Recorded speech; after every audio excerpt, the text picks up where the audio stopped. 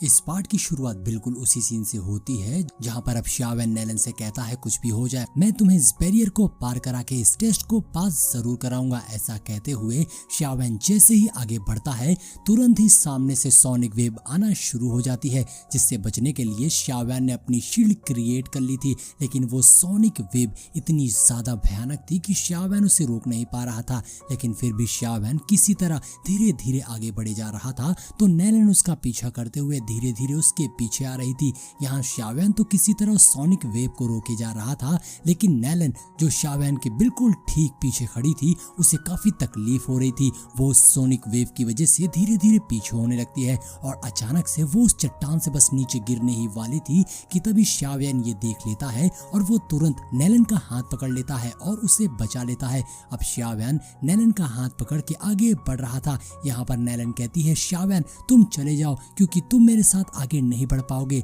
लेकिन शावन हार मानने को तैयार नहीं था। शावन नेलन का हाथ पकड़ के आगे तो बढ़ रहा था लेकिन उसे अब और भी ज्यादा तकलीफ होने लगती है। नेलन की भी हालत काफी ज्यादा खराब हो गई थी। लेकिन अब शावन करता तो क्या करता, वो बस आगे बढ़े जा रहा था और तभी शावन को लगता है कि वो अब इससे बर्दाश्त नहीं कर पाएगा तो शावन अपनी शील्ड हटाकर अपनी दूसरी टेक्निक का यूज करने लगता है, जहां पर शावन के इर्द गिर्द एक एनर्जी घूमने लगी थी। दरअसल यहाँ पर शावन ने अपने lion and tiger broken golden chant का इस्तेमाल कर दिया था और इस एनर्जी से शावन बहुत भयानक अटैक करता है, जिसके अटैक से शावन ने उस सोनिक वेव के सोर्स को ही डिस्ट्रॉय कर दिया था। सामने लगी मूर्तियां डिस्ट्रॉय हो जाती है जिससे अब वो सोनिक वेव भी खत्म हो गई थी।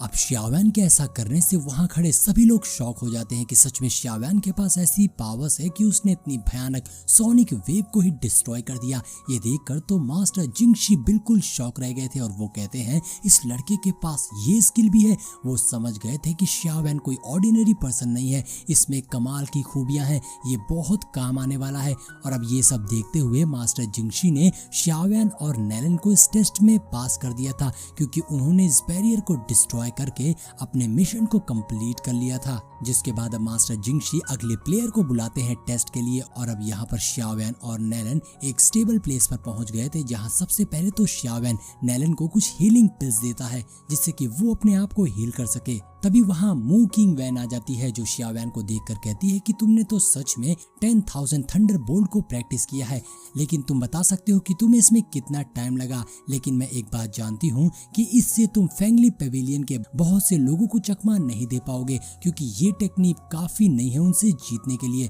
तभी वहीं खड़ी मिस फैंग कहती है मू किंग मैन तुम कुछ ज्यादा ही बोलती हो, मैं देखूंगी कि आने वाले 3 महीने बाद जो कॉन्फ्रेंस होने वाला है उसमें तुम मेरे सामने कैसा परफॉर्म करती हो, मैं वहां पर तुम्हारा मुंह तोड़ सकती हूँ। जिसमें मू किंग मैन कहती है ये तो मैं भी देखूंगी, क्या इस बार भी तुम उतनी लकी साबित होगी जितनी कि तुम पिछली बार हुई थी। अब यहाँ पर उन दोनों के बीच में इसी बात से गर्मा गर्मी होने लग जाती है। तो वहीं शावन सोच रहा था शीफेंग पवेलियन कोई हार्मोनियस प्लेस नहीं है। अब शावन ये सारी बातें सोचकर मिस मू से कहता है क्या मैं आपसे कुछ देर के लिए बात कर सकता हूँ, जिसपे मिस मू मान गई थी और वो शावन से बात करने के लिए थोड़ा सा दूर जाती हैं।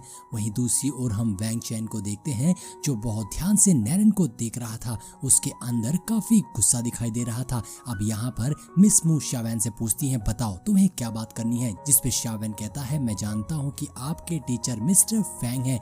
जिसपे मिस मू कहती है वो तो सब जानते हैं, इसमें नई बात क्या है, क्या तुम्हें मुझसे यही बात पूछनी थी। जिसपे शावन कहता है नहीं ऐसा नहीं है, दरअसल क्या तुम बता सकती हो कि मैं मिस्टर फैंग से कैसे मिल सकता हूँ। जिसपे मिस मू कहती है आखिर तुम कौन हो और तुम्हें क्या काम है। अब शावन बताने लगता है कि मैं मिस्टर फैंग के एक ओल्ड फ्रेंड का स्टूडेंट हूँ और मेरे मास्टर ने मुझे मिस्टर फैंग से मिलने को कहा है, इसलिए मेरा उनसे मिलना बहुत ही जरूरी है। तो क्या कोई तरीका है जिससे मैं उनसे मिल सकता हूँ। जिसपे मिस मू बताती है दरअसल मास्टर फैंग हमेशा ही कहीं ना कहीं ट्रैवल करते रहते हैं, इसलिए उनसे मिल पाना बहुत ही मुश्किल है।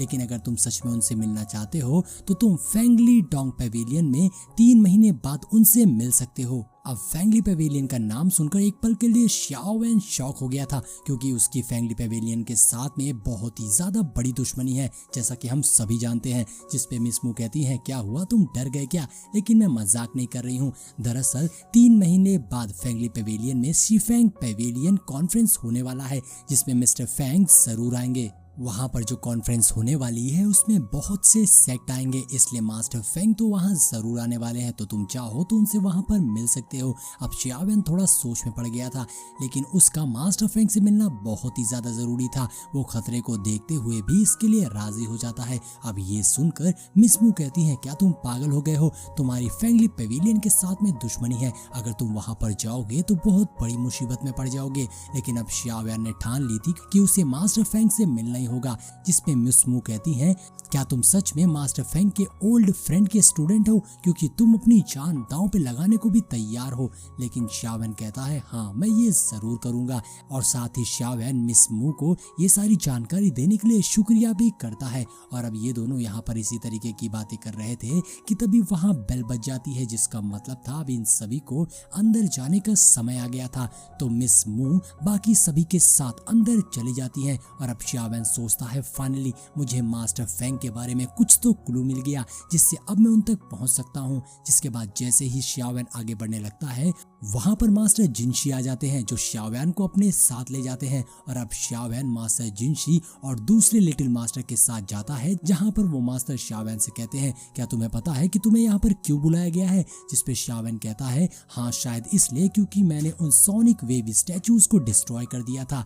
जिसपे मास्टर जिनशी कहते हैं, नहीं ऐसी बात नहीं है, तुम सच में एक बहुत ही अच्छे एल्केमिस्ट लगते हो। मास्टर जिंगशी शियावेन से कहते हैं, तुम मेरी मदद जरूर कर सकते हो, क्या तुम बता सकते हो मेरी बॉडी के अंदर क्या डैमेज हुआ है? जिसपे शियावेन मास्टर जिंगशी को वहां बैठने को कहता है। और अब शियावेन मास्टर जिंगशी की नर्व्स चेक करते हुए उनके बॉडी में डैमेज का पता लगाने, जहां कुछ देर देखने के बाद शियावेन को कुछ अंदाजा हो गया था। और अब शियावेन खड़ा होता है और यहाँ वहाँ घूमने लगता है। वो थोड़ा सा टेंशन में था। जिसके बाद शियावेन बताता है, ये तो एक तरीके का फायर पॉइजन है। शियावेन बताता है कि ये फायर पॉइजन आपकी बॉडी के बोन्स में कोने कोने तक पहुंच चुका है, जिससे आपके अंदर बहुत कुछ डैमेज हो रहा है और इतनी आसानी से इससे छुटकारा पाना मुश्किल है।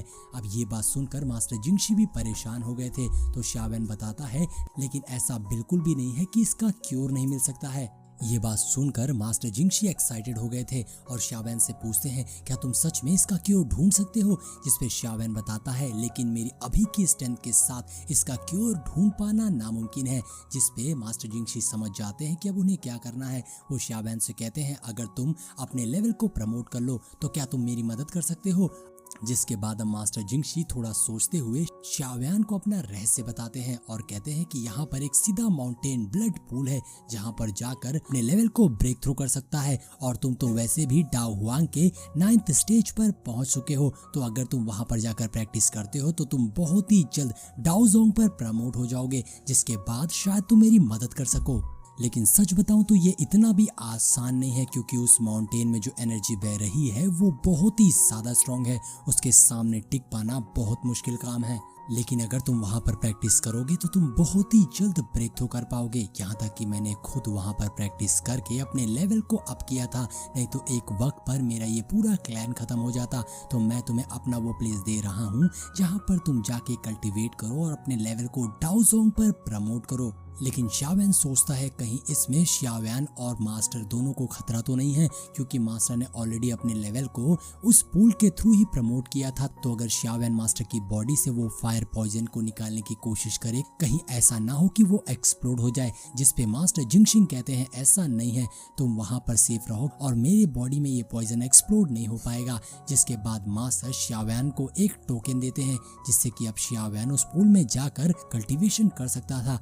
जिसके बाद मास्टर पूछते हैं, तुम्हें ये डील कैसा लगा? शियावेन इस डील के लिए बिल्कुल तैयार हो गया था और वो मास्टर से कहता है, मैं बहुत ही जल्द आपकी प्रॉब्लम को सॉल्व कर दूंगा और आपकी बॉडी से उस फायर पॉइजन को निकाल दूंगा, जिससे आप बिल्कुल ठीक हो जाएंगे। और शियावेन के ऐसा कहते ही ये एपिसोड यहीं पर एंड हो जाता है। तो दोस्तों, अगर वीडियो पसंद आई हो तो लाइक और कमेंट जरूर करिएगा। मिलते हैं नेक्स्ट वीडियो में।